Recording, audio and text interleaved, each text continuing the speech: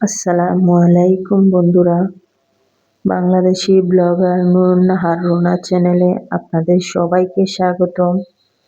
আপনারা কেমন আছেন? আশা করি আলহামদুলিল্লাহ ভালো আছেন। আমিও তো আলহামদুলিল্লাহ ভালো আছি।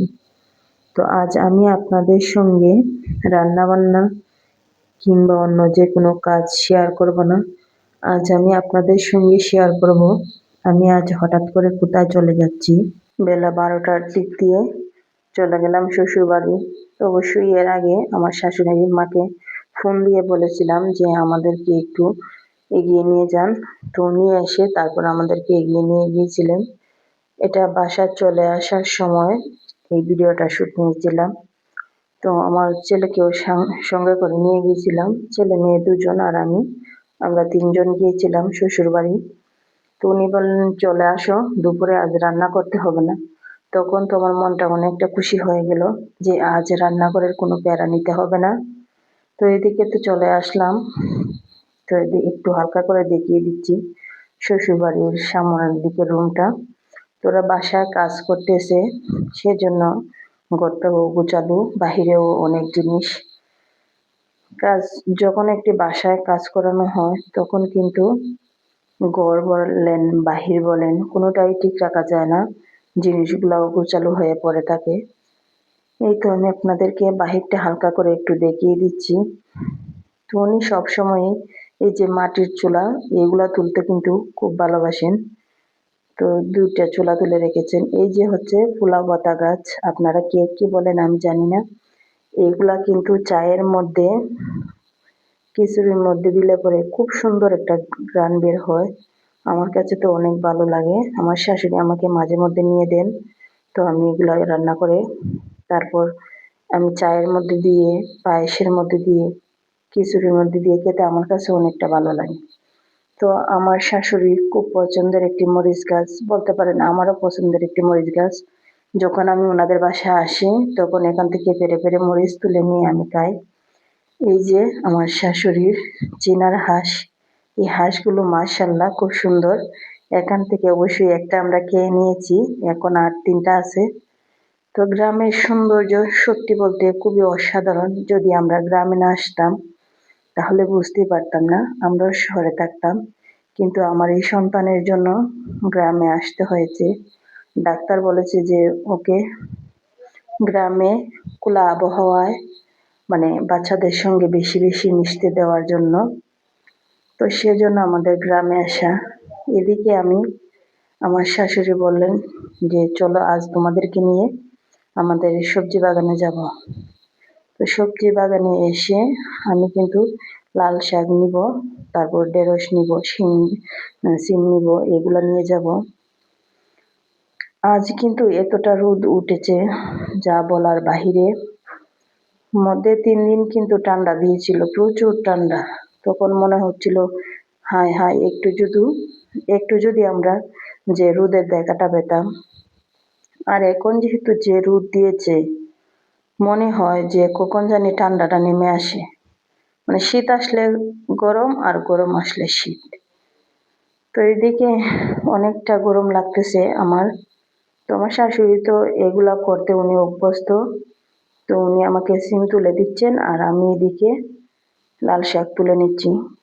কি করব আর আপনাদের কি বলবো, এই লাল শাক তুলতে আমার যা মানে পরিশ্রম হয়েছে বলার বাহিরে। এই যে আমি যখন লাল শাক তুলতেছি, একটা বসে তুলতেছি, তারপর একটা দাঁড়িয়ে তুলতেছি, আমার কাছে এত একটা মানে পরিশ্রম হয়েছে আর কি। কিন্তু আমার শাশুড়ি আমাকে বলতেছেন যে তুমি যদি লাল শাকও তুলতে না পারো তাকে রেখে দাও, আমি তুলবো। এদিকে আসলাম আবার একটু সিম তুলতে, কিন্তু সিম তোলায় এসে দেখি আমার হাত মানে এতটা চুলকাচ্ছে, অ্যালার্জি তো সেজন্য। তো উনি বললেন যাও তুমি বসে থাকো, আমি তোমাকে এগুলা তুলে দিচ্ছি। তো আমি কিন্তু মানে তুলতে পারি, যে তুলতে পারি তা না। তবে জানি না, আমি লাল শাক তুলতেছি কিন্তু লাল শাকগুলা মানে বাড়তেছে না। এই রোদের তাপে আমার এতটা অসহ্য লাগেছে, কি বলবো আপনাদেরকে, বলার বাহিরে। এতটাই রোদ আজ বাহিরে। তো আপনাদের আজকের দিনটা কেমন গিয়েছে আপনারা অবশ্যই আমাকে কমেন্ট করে জানাবেন। আর আমার এই ভিডিওটি আপনাদের কাছে কেমন লেগেছে আমাকে কমেন্ট করে জানাবেন।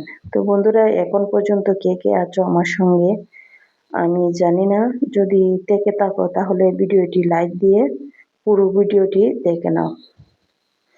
আমি কিন্তু যখন আপনাদের ভিডিও দেখি পুরোটাই দেখে নিই লাইক দিয়ে।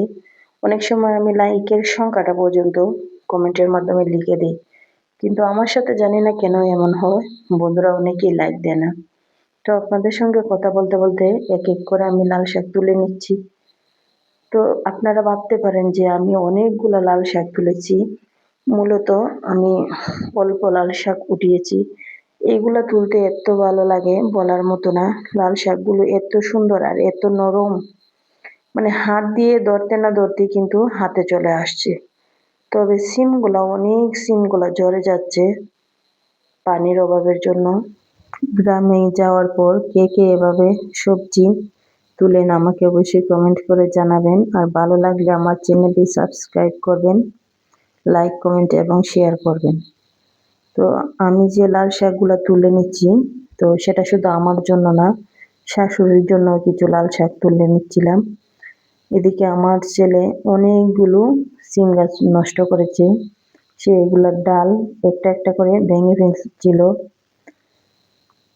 তো মাশাআল্লাহ অনেক সিম এসেছে, পানির জন্য এগুলা অনেক ঝরে পড়ছে।